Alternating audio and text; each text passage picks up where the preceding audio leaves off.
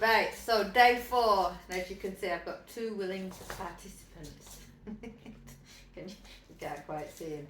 So what I want him to do, what you can as well, is I want him to place his head. If you remember on day 3 I got him placing his head in rather than me holding the treat on my hand. I want him to place his head in at the minute his head's placed on my knee. Good boy. He places his head in, I give the treat. So now what I'm going to do is move on to just fastening this. Remember days 1, 2 and 3, I just hooked it over and then started fastening it briefly for a few seconds. So, and again I might be pushing back, he's good boy. So I'm just going to get it on. We're all twisted. Good boy. Even this, you can see how he's holding it on.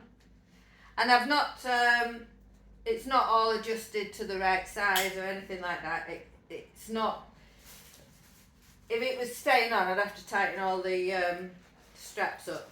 But it is literally just for the demo purpose. And then, uh-oh, it's stuck up your nose. It's stuck up your nose and little Pupperoo's going to get it. There we go. So now what I'm doing, I'm building up the duration of time that it's actually all fastened up on his face. And I'm going to see how long he does. He's giving me the big eyes. He's doing super well. And remember, when you feed a dog in a muzzle, you have to kind of go from underneath.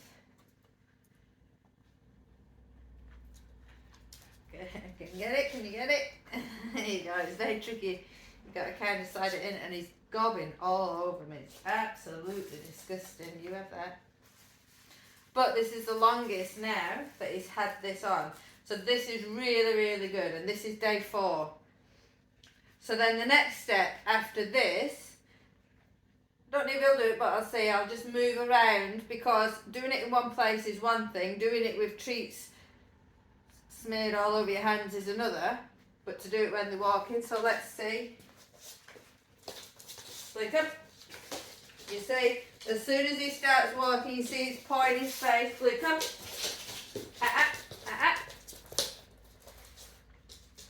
So you have to build up. Did you see? The second I moved, because there's one thing conditioning to your dog to just wearing it for a few seconds, there's another to get them moving around. So that's what we'll try again. And watch, as soon as we'll go over there, we'll probably start doing again. Flick up. Good boy. So what I'm going to do now to distract him, pop up, flick up, You see the fight. So this is the next step. Good. So it's not as straightforward as, oh yeah, my dog will accept the muzzle. Because again, good boy. He half willingly put his head in. Place. Good boy. And I just made that word up.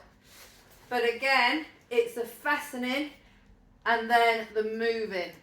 And that's where people will struggle. Any of the bits that I've already done, if your dog's struggling on it, obviously just go back and keep practicing. Because, good boy.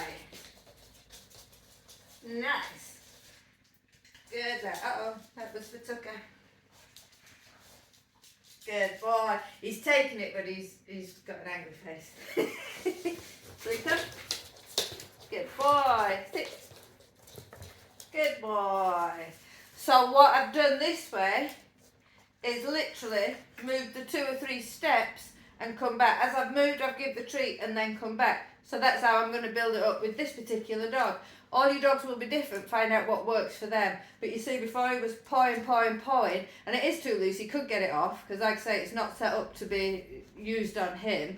I would have to tighten it all up. But you literally keep repeat until the dog doesn't bother whether he's sat or moving. So the dog doesn't bother whether he's wearing it or not.